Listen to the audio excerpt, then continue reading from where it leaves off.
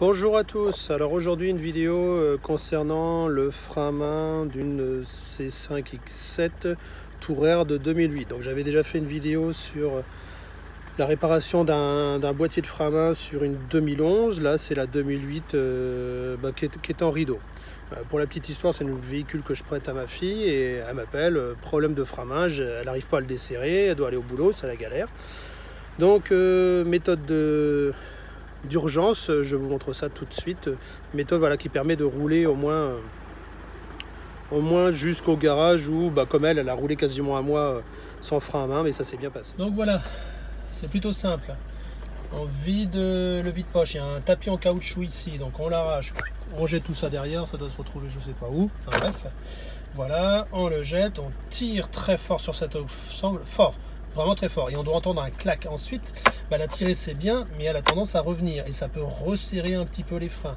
Donc ce qu'il faut, c'est voilà, un outil, une barre, n'importe quoi, quelque chose assez large qui permet de tirer, parce que voilà, si je la lâche, ça re-rentre assez profond. Donc il faut la maintenir, tirer, et là, ça c'est fait pour les dépanneurs, hein, ça leur permet de tirer la voiture, de la monter sur la dépanneuse, et puis c'est tout, mais là ça permet de rouler. Alors ce qui est étrange, c'est que j'ai toujours le petit bouton qui est allumé en rouge, et pourtant je fais le nécessaire pour l'enlever. Alors là, quand j'appuie dessus, normalement il faudrait que je mette le pied sur le frein à main pour le retirer. Et il n'est pas d'accord, il me demande de mettre le pied sur le frein, c'est comme étrange.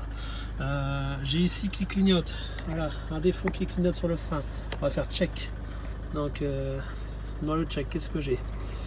L'entretien, donc c'est une voiture qui a presque fait 9000 km depuis. Alors frein de parking défaillant, voilà, ça on le savait.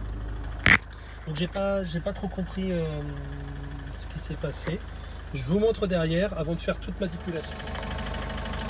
Donc le moteur est en marche parce que la batterie était un peu en mode économie d'énergie, donc j'espère que vous m'entendrez suffisamment. Donc le frein à main est desserré, il est complètement libre ici, voilà, il n'est pas tendu. Je peux bouger le câble, voilà, le câble est là, je peux le bouger. Et surtout que l'entretoise là n'est pas venue défoncer, voilà. Elle reste à sa place, elle n'est pas venue défoncer. Là j'ai mon câble qui est toujours attaché, ça c'est important, parce que tout à l'heure quand je vais le serrer, s'il se détache, ça va tout massacrer. Donc voilà, mon câble n'est pas en tension.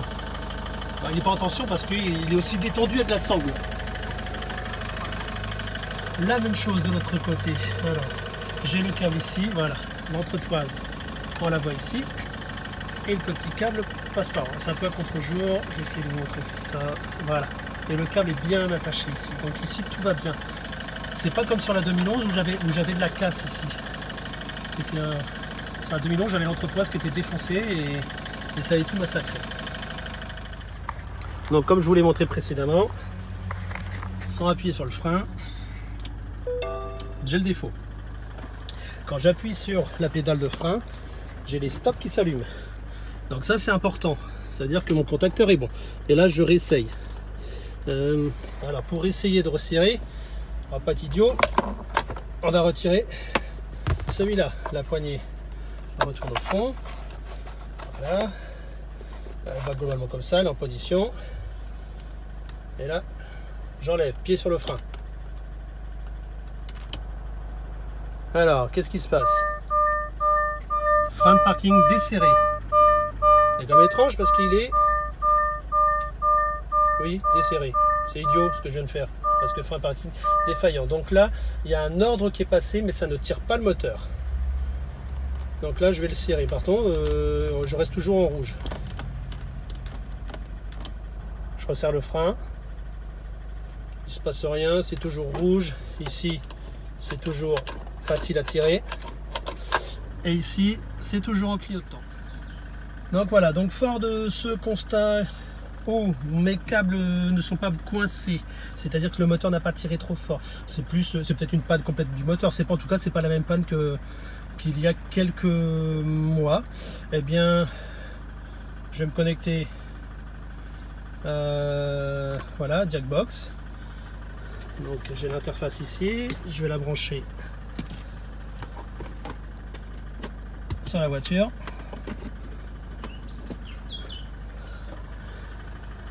Et je vais aller lire les défauts.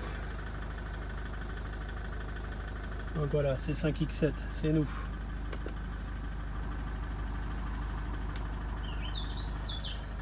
Voilà, je laisse faire et je vous retrouve après. Donc voilà, ça se lance tout seul, c'est en cours, ça cherche, il y a des défauts.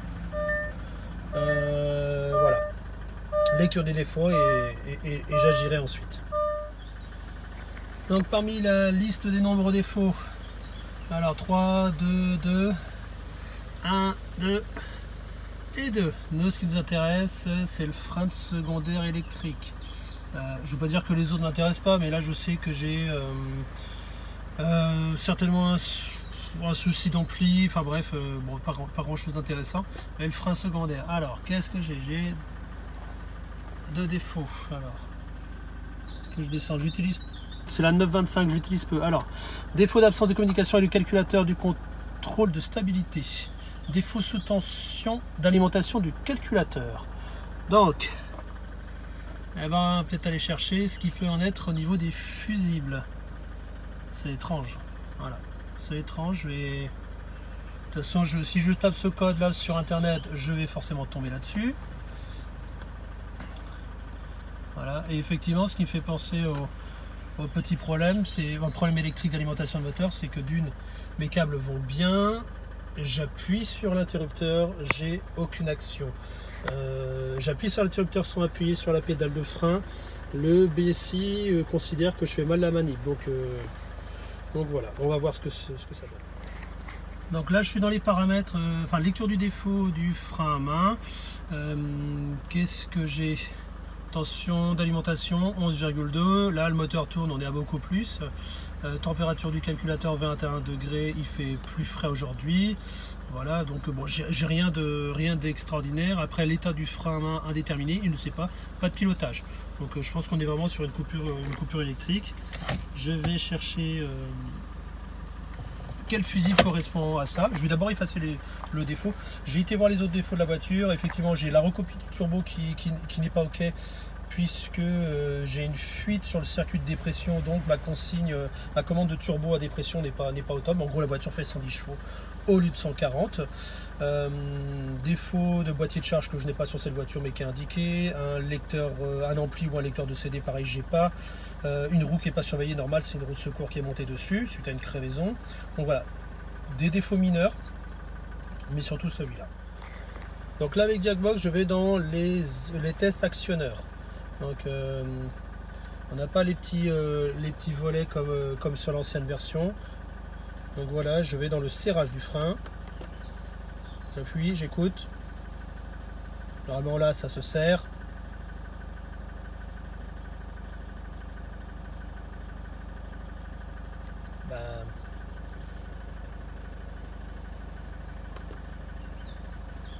Alors voilà, le pilotage n'a pas abouti, ben, moi c'est ça. Donc contrôle, lecture des défauts, la valeur de tension d'alimentation du frein, donc ça, il n'y a pas de jus, hein. En faisant une mesure des paramètres et une lecture des défauts. Donc une sous-tension, veuillez remédier au problème de la panne, et si un texte à une vitesse supérieure à 10 km/h, relancez le test, parce que oui effectivement quand on fait le frein de secours, ça ne marche pas. Bon, eh ben, on reste sur un problème électrique, voilà, c'est ça que j'ai fait, serrage. Et je reviens en arrière, vous allez voir. Donc test des actionneurs, moteur électrique. Voilà. Alors, mesure des paramètres standards. Information état du système. Je le fais en même temps que vous, je découvre. Alors, état du... il n'en sait pas, il ne sait pas. Pédale de frein est relâchée. Ça communique dans les réseaux. Voilà, alors là on est relâché et là on est appuyé, j'appuie sur le frein, je le relâche, j'appuie, je relâche.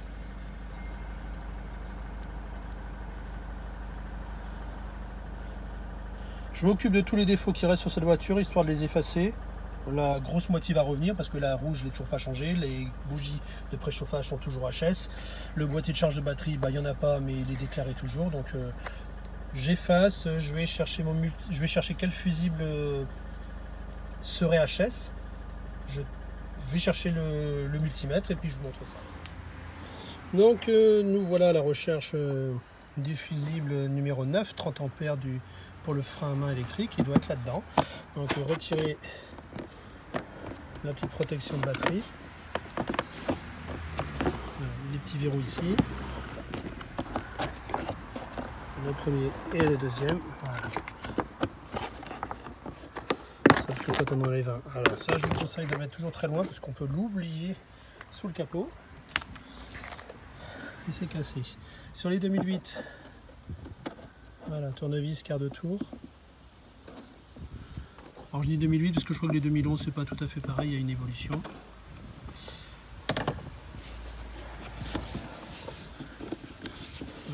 Voilà, il n'y en a pas d'autres.